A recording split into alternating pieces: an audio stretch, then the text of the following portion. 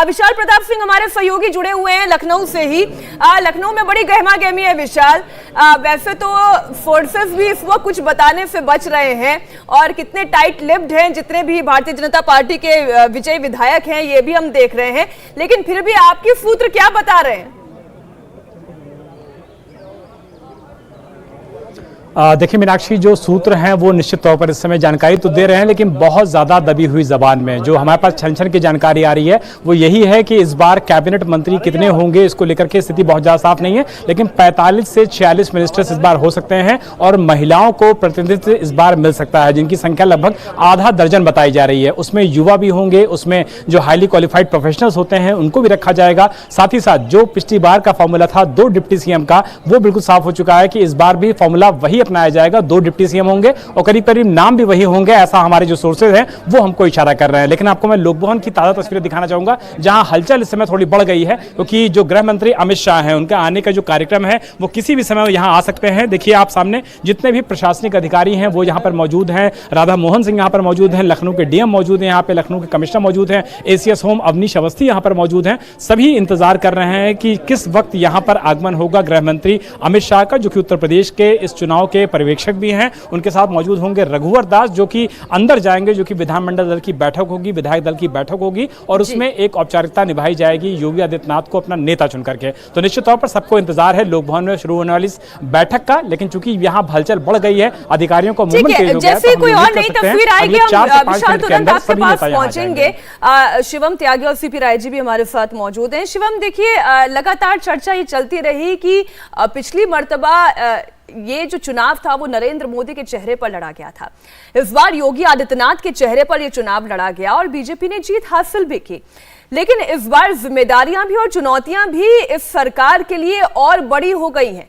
पहले तो जो योजनाएं चल रही थी उन्हीं का क्रियान्वयन करना है और वो तमाम बातें जो घोषणा पत्र में शामिल किए गए थे उन्हें भी पूरा करना है। मीनाक्षी जी, मुझे ऐसा लगता है कि जहां तक बात घोषणा पत्र में चुनावी वादों को पूरा करने की है, भारतीय जनता पार्टी शायद इस देश में, संबित जी की जो पार्टी है, शायद इस देश में एकमात्र ऐसी पार्टी है कि जिसने कभी 1952-53 में भी जो प्रोमिसेस किए थे वो आज 2022 में भी भूले नहीं है, 19 में भी भूले नहीं है और वो अभी भी पूरे कर रहे हैं। इसका मतलब एफिशिएंसी तो बहुत शानदार है ही। जहां तक बात नेतृत्व की है, मुझे लगता है कि इस देश में किसी भी राज्य में चुनाव हो या फिर कहीं पर भी चुनाव हो, भारतीय जनता पार्टी नहीं अपितु देश का सबसे बड़ा चेहरा इस देश के प्रधानमंत्री आदरणीय नरेंद्र मोदी जी हैं।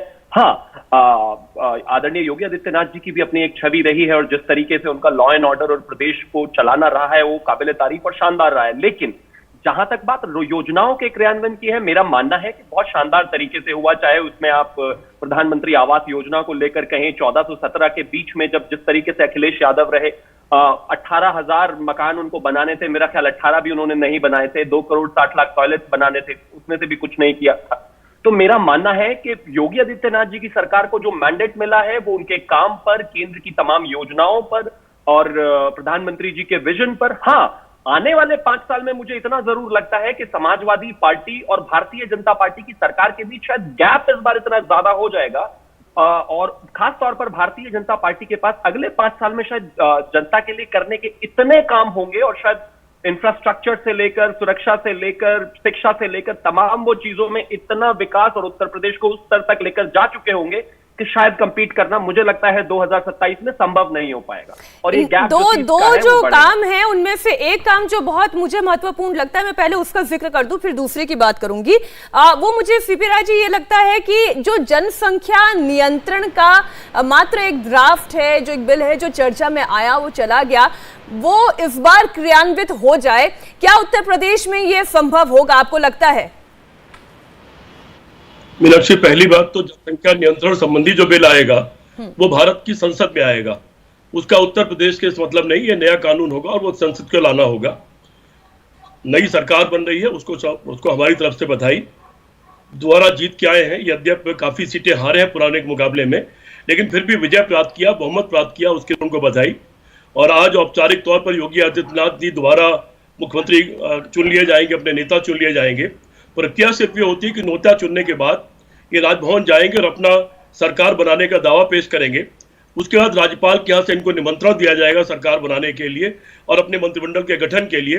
फिर ये अपने मंत्रियों का नाम भेजेंगे और वो आज रात तक मुझे लगता है ये काम पूरा हो जाना चाहिए। या अधिक से अधिक कल सुबह तक। और जो ही राजभवन को नाम पहुंचेगा उसके बाद कोई शंका नहीं रहेगी और किसी तरह का कोई सस्पेंस नहीं रहेगा, वो नाम क्लियर हो जाएंगे। मैं समझता हूं कि योगी आदित्यनाथ जी ने जिस तरह 5 साल सरकार चलाई, उसको लेके उनको भी कुछ तकलीफें हुई इस बार, और इसी नाते कुछ सीटें भी कम हुई। तो निश्चित तौर पर मैं मान के चलता हूं कि इस बार उनके अंदर और परिपक्वता होनी चाहिए, और ये मान के चलना चाहिए कि आतंक से नहीं बल्कि शासन। नहीं सीपी राय जी, जब आप कहते हैं तकलीफें, तो मैं पिन पॉइंटेड आपके जवाब चाहती हूँ। ये तकलीफें क्या, आप किस तरफ इशारा कर रहे हैं?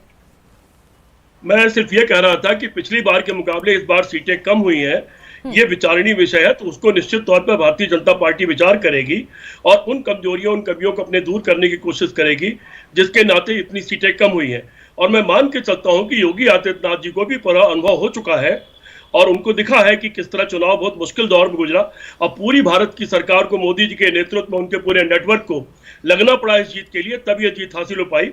तो मैं समझता हूं कि इस बार योगी जी एक बदले हुए योगी जी होंगे और निश्चित तौर पर वो एक परिपक्व मुख्यमंत्री होने चाहिए, ऐसी मैं उम्मीद करता हूं। संबित जी, मुबारकबाद थी, लेकिन मुबारकबाद के साथ साथ कुछ संभावनाएं भी, भविष्य को लेकर कुछ आशंकाएं भी, कुछ चिंताएं भी आपके सामने रख दी है सीपी राय जी ने। देखिए मीनाक्षी जी, जहां तक मुबारकबाद का विषय है, शुभकामनाओं के लिए मैं भी धन्यवाद देता हूं, प्रति धन्यवाद। जहां तक सुझाव देने के आड़ में जिस प्रकार से तंज कसा गया है, उसके लिए भी धन्यवाद देता हूं। देखिए मीनाक्षी जी, कई बार हमें लगता है कि जो विपक्ष के हमारे साथी हैं, अगर वो वाकई समझदार हो जाते और उनको लगता कि कहीं ना कहीं उनके पूरे के पूरे प्रशासन में, उनके तरीके में गलती है, तो वो सुधर जाएंगे। और वो सुधर जाएंगे तो हमारे लिए एक और बड़ी चुनौती खड़ी हो जाएंगी। वो जैसे हैं वो अच्छे हैं, राहुल गांधी, प्रियंका जी, अखिलेश जी, ममता बनर्जी, वो लोग जैसे हैं, जिस प्रकार से वो मोदी जी पे हमले करते हैं, योगी जी पे हमले करते हैं, अमित शाह जी पे हमले करते हैं, मुझे लगता है वो अच्छे हैं। ऐसे ही करते रहेंगे तो हमारे लिए पथ प्रशस्त रहेगा, 24 के लिए भी और 29 के लिए भी पथ प्रशस्त रहेगा। इंडिया टीवी हर वक्त हर जगह डाउनलोड करने के लिए सर्च करें India TV news Google play store या ऐप स्टोर पर।